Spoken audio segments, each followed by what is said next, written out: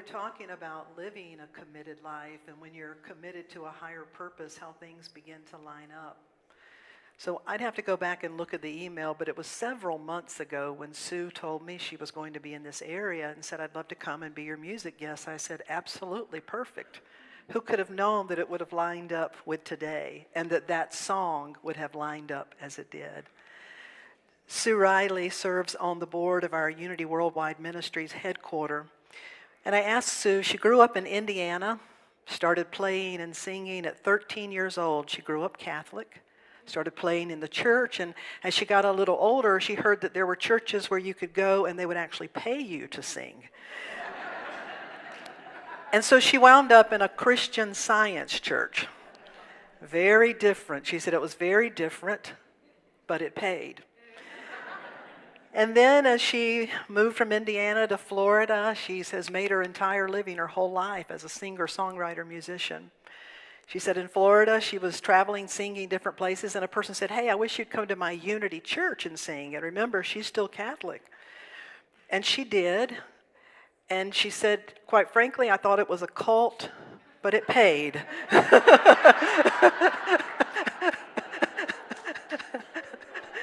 So she kept going. And she kept going, and she kept going. And she said, how many times can you sing Climb Every Mountain? That she realized she needed to write some songs, and she said she thought, well, how difficult could that be? But you see, the universe is always taking your gifts and your passions and pulling you into your own awakening. Because in order to begin writing songs, she had to really get inside of the beliefs and what she believed and the languaging and the wording and what are we really saying here and how does that differentiate. And she began to write, and she met other writers, and she would eventually go on to found Empower Music, and today she has co-led with Richard McDeesey an Empower Music program. What's the name of it? I can't think of it right now. Empower Music Festival. 19 years. They've been having a New Thought Music Festival. Yeah. And so that's her original song. Today she sings, and she's one of the writers, but she also coordinates so that we actually have a license and get to use this music from Eddie Watkins Jr. and all of that. And little did she know that her path would have started and literally brought her here today. Would you welcome Sue Riley?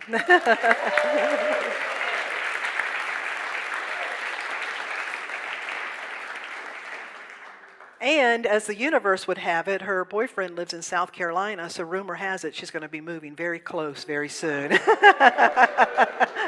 We're looking forward to that.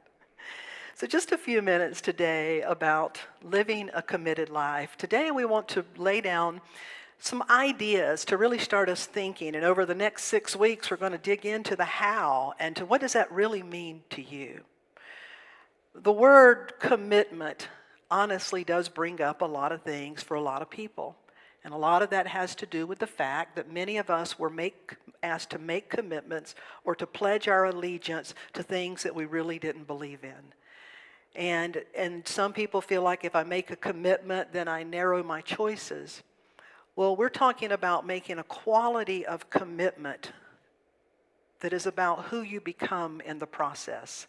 And that's not a little thing. And so we're going to be talking about what it is to make a commitment to living a committed life to a purpose that is larger than yourself and who you become in that process. Because if you really think about it, when you make a commitment, especially to something larger to yourself, what happens is you begin to discover what you're made of.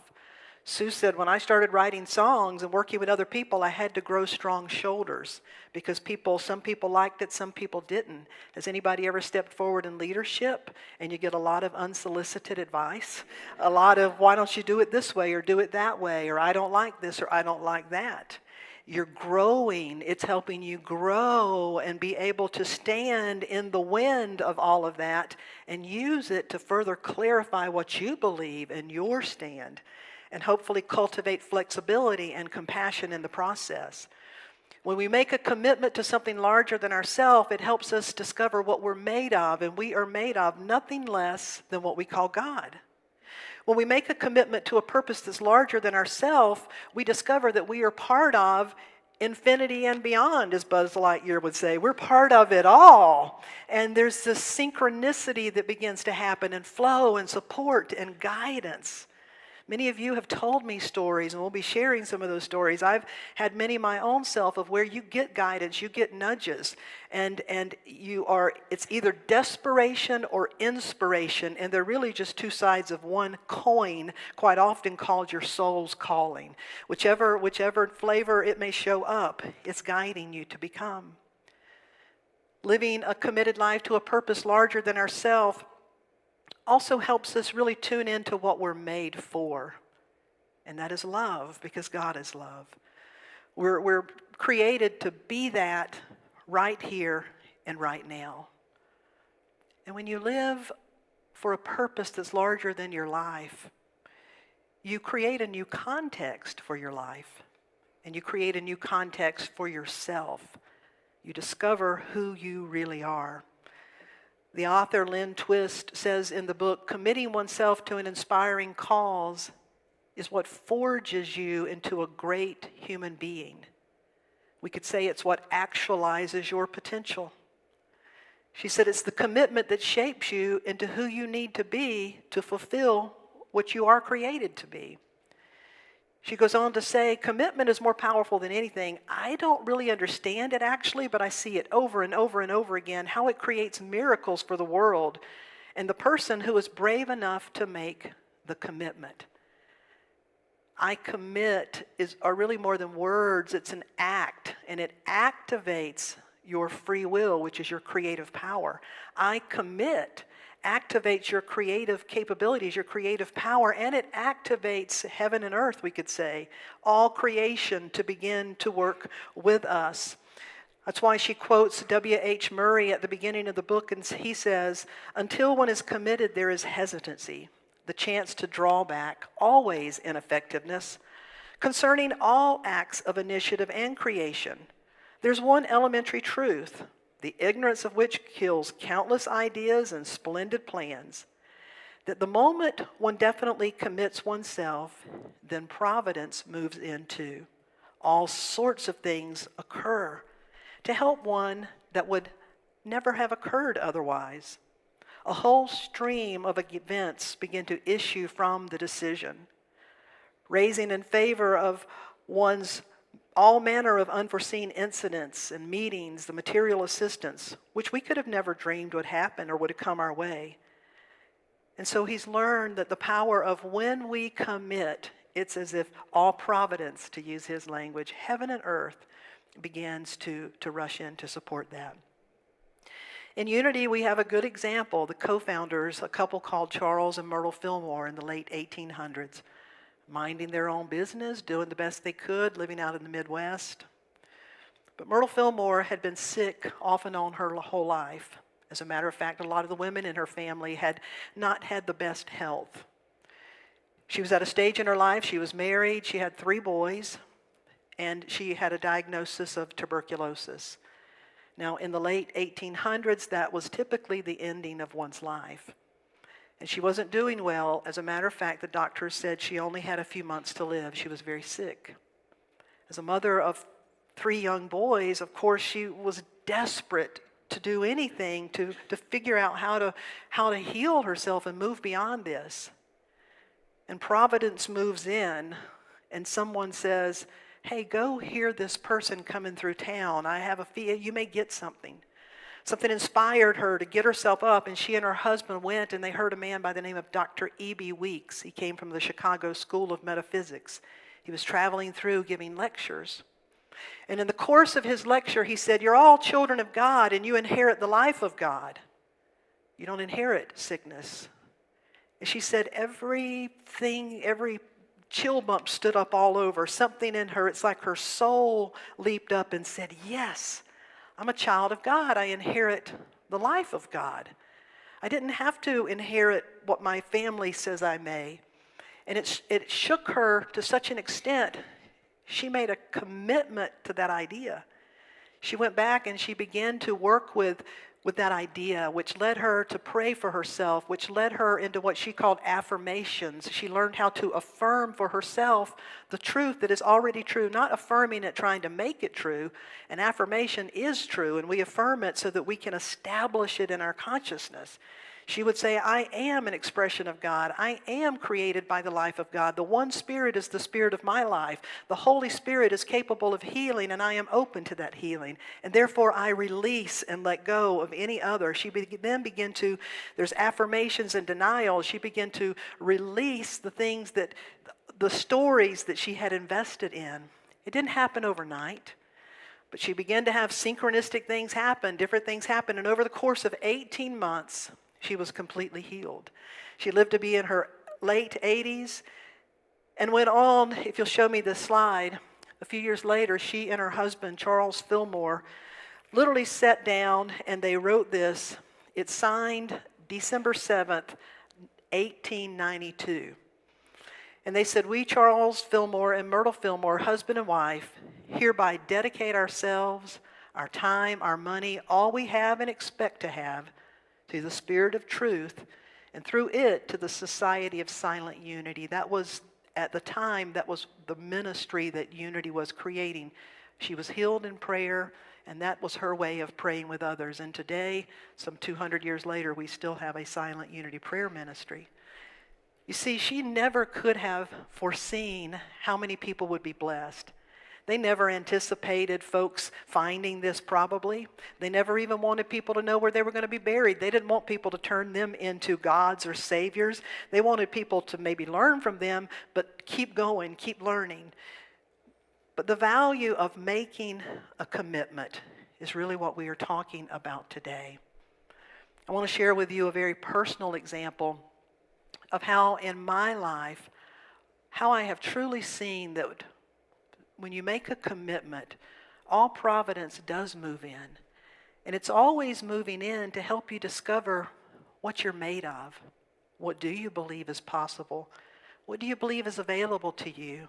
How connected do you feel? How compassionate do you feel? Do you know yourself as the light of God and love? Are you showing up as that? Or is there still ways that you're being called to outgrow the shell and release the splendor of your spirit? I discovered Unity back in the mid-90s. At the time, I was living in Raleigh, North Carolina. My job required me to travel extensively, so I literally moved to Raleigh to be near the airport. But I was home most weekends. I was there one weekend, and a friend stopped by and invited me to this Unity church. Now, I had grown up Pentecostal. It served me well. I loved a lot of it, but like many of you, I reached a point in my life where I began to question the theology. I began to question certain things, and my personal experiences were of such that the belief system I had, the hand-me-down, how many of you know what a hand-me-down spiritual belief system is? Those hand-me-down beliefs were no longer working, and so I was just free flow. I'm going to leave it all, and the universe had really become my teacher. Someone invited me to a Unity church, and I went, and I was quite blown away. I couldn't believe there were a group of people that was talking about the truth that I was already arriving at. I was usually home on weekends, and it happened that there were two churches in Raleigh. There's Unity of Raleigh and Unity of the Triangle. So I was so drawn to this, I went to one at 9 a.m. and one to 11. I just couldn't believe what I was hearing. And I had only been going for probably 3 or 4 months when I heard about this place called Unity Village, the headquarters, the mothership. And I wasn't quite convinced yet if it was a cult or exactly what it was, or if I was safe there, or if I still just needed to be done with any religion. So I decided I'm going to go out. I took 2 weeks vacation and flew to Unity Village, Missouri. I signed up for a bunch of classes at the time. I thought I'll go and I'll immerse myself, and then I'll know really if this is a path for me, because it was pulling me. While I was there, one thing in particular spoke to me. I heard good music from people like Sue and Daniel Nahmod and some others. And at the two churches at the time in North Carolina where I were attending, they were singing out of a hymnal, and the songs weren't really good. And remember, I said I grew up Pentecostal. We had lively music. I grew up in a family that all could sing and harmonize. And so when I went to church, my spirit was a little dry. You know, I didn't get that soulful, uplifting music that I wanted. Well, when I was at Unity Village, a lot of people were saying, oh, look, here's a CD. We have a gospel choir at our church. We have this, we have that. And the person said, well, maybe you could do something about it. A few days later, another person told me about theirs, and they said, maybe you could do something about it. And yet again, the next week, somebody said, maybe you could do something about it. And bing, a light went off. I thought, that's interesting. 3 people said the exact same thing. What do you think that means? So it changed my life those 2 weeks. I flew home on a Saturday. I slept in a little bit that next Sunday, and I only went to the 11 o'clock church. Unity of the Triangle. I walked in, they handed me a bulletin. I sat down, I opened it up, and there was one of those inserts. It said, music director wanted.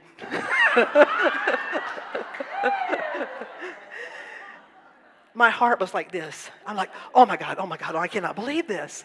But I worked full time, and I played alto saxophone in junior high school. This is not going to be good. I could not lead those people. I can't accompany, and they sing those, I just can't. But it wouldn't let me go, and so I didn't hear anything the minister heard that Sunday. The next morning in prayer, I happened to be in town that Monday. My next Monday morning in prayer, still on my mind, I said, Holy Spirit, if there's something I can do, if it's something for me to do, then I need a clear sign. While I'm out and about today in Raleigh, let me run into the minister, the choir director, or the board president, and then I'll know. I need a clear sign.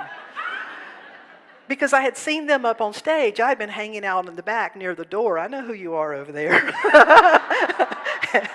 I got an exit plan. But I recognized them, and I'm like, I got to see something. So I kid you not. Later that day, I was in Sam's Wholesale Club. I'm checking out, and I look, and standing at the end, holding an ink cartridge, waiting, was Mary Mooney, the board president. I'm like, oh my God. I ran over, and I don't even remember what I said to her. I just hugged her, and I was a crying mess. I was like, wow, that's a real miracle. What do you do with that? So I got home. It was still time. I called the church. It's on a Monday. Most churches are closed on Monday. But Reverend Barry Vennard, the minister, picked up himself. He happened to be there. I said, you don't know me. I've been coming for a while. I've been hanging out back. I went to Unity Village, blah, blah, blah. I saw this thing in the bulletin. And I can't do it, but if there's anything I can help you with, just know you can count me in. He said, can you come to the church right now? I said, I could. He said, come on over here. So I got in my car, and I went there, and I went to his office, and again, he welcomed me. I told him a little bit about how I'd been going to both churches. I just come back from Unity Village, saw that. I clearly explained, I said, I don't play the piano. All these things you said you need, I can't do that. But because I was just talking about music, if there's anything I can do. He got up, walked across the room, put his hand on my shoulder and said, congratulations, you're our new music director. I said, what part of that did you not hear? I can't do that. And he just stood there and looked at me and said, this has got a God job written all over it, and I'm not about to get in the way of this one. And I got in my car, and I'm going to tell you exactly what I said. Oh, shit. I did. I'm like, what have I done? If you've heard of buyer's remorse, you should hear if I signed up for music director remorse. It was bad. It was bad. I'm like, I'm just such a fraud. There's no way I can do that. I was a nervous wreck. I started looking and thinking, maybe I can sign up for piano lessons. Like I was going to learn enough between now,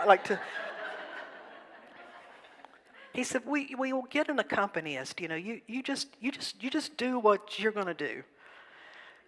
So I went in and I had to transpose all the music and make it more singable.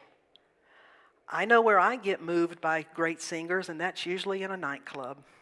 Those people that have been to hell and back and lived through it and have a soulful song that comes through them. So I went out and found folks and put together quartets, and something began to happen. The greatest thing that began to happen was who I was becoming in the process.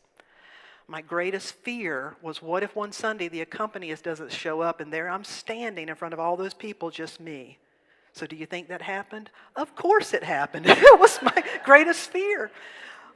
Only like 3 months in, we had to sing everything a cappella, but this is what I learned. When you hold a vision, you see, I'm passionate about music. I'm passionate about bringing people into an experience of what I call worship or celebration. Music allows you to emote and connect in ways that it's like a prayer prayed twice. When you hold a vision for something that's yours to hold and you do your honest best, people and resources begin to show up. The Sunday that we had to sing everything a cappella was some of the most beautiful music in the house. People appreciated rising to the occasion. It was nothing less than remarkable what began to happen. Now, little did I know that first 2 weeks I went to Unity Village and took those classes. Somehow or another on my application was checked ministerial path. So every class I had ever taken, I was on a path to becoming a minister. Years later, when I would be guided, 2 years later, when I would be guided clearly to go into the ministry to answer the call, they said, well, you need to have been working with a church for 2 years. How long have you been music director? Well, exactly 2 years to the date. There's no way I could have orchestrated that. Now, let's jump ahead to 2019. I've lived with that story. I've known it. 2019, my home church, Unity of the Triangle, Raleigh, North Carolina. They called and said, Reverend Darlene, will you come speak? We're having a big anniversary Sunday. And so while I was there, I felt guided to tell them this story. They were part of my journey. And at the end of the service, the same lady that I had met at the end of the row, her name is Mary Mooney. She was still there at that church. When I told the story to them, and I said, I don't even remember what I said. She said, I do. She said, you ran up to me and said, you're a miracle, you're a sign.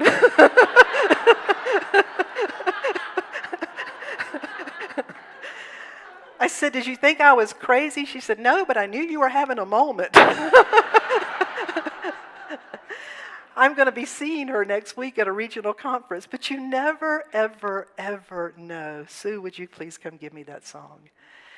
Today is a day of stories. You're going to hear one more in just a moment from Jessica Ayala. Jessica, if you want to come up and take a yellow chair.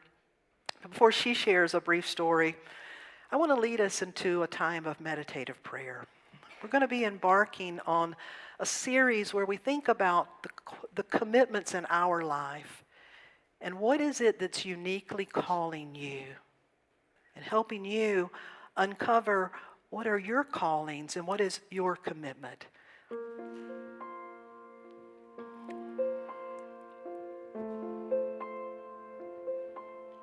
There are moments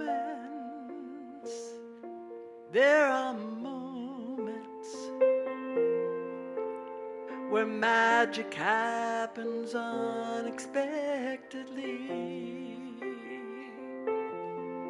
There are moments, precious moments, where the wonder of this world is all I see. I invite you to close your eyes and to just let your shoulders relax a little more.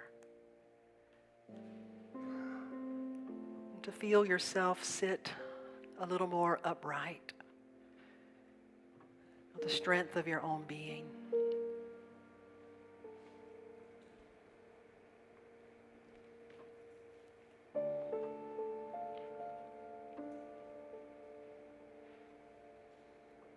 Everybody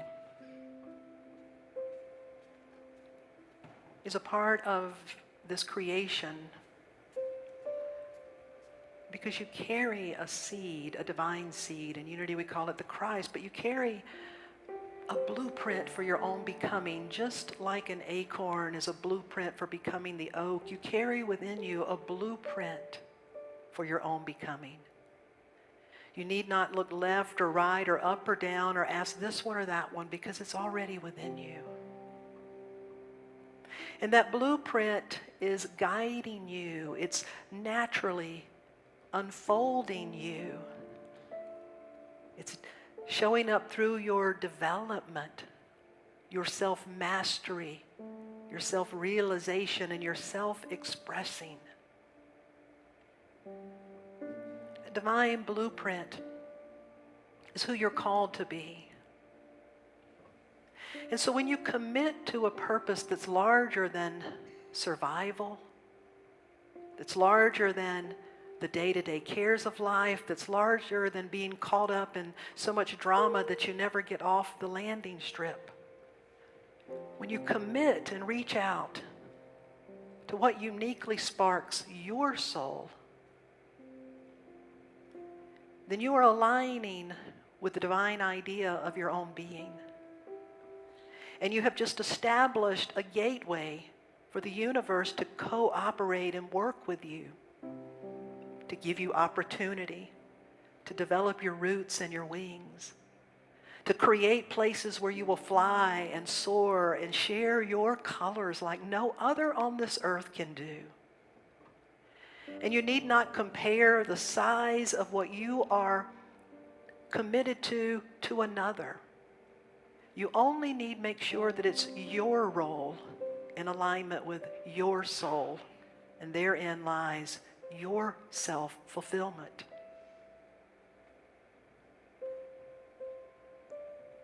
May we pause this week and notice what are the things that speak to us and call us. What are we really passionate for? What are our gifts that we would love to share in this world?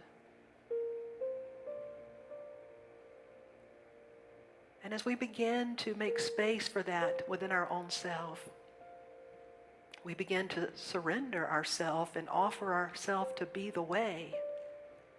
May I be the way that fulfills this vision. And in the process, may I become all that I'm created to become.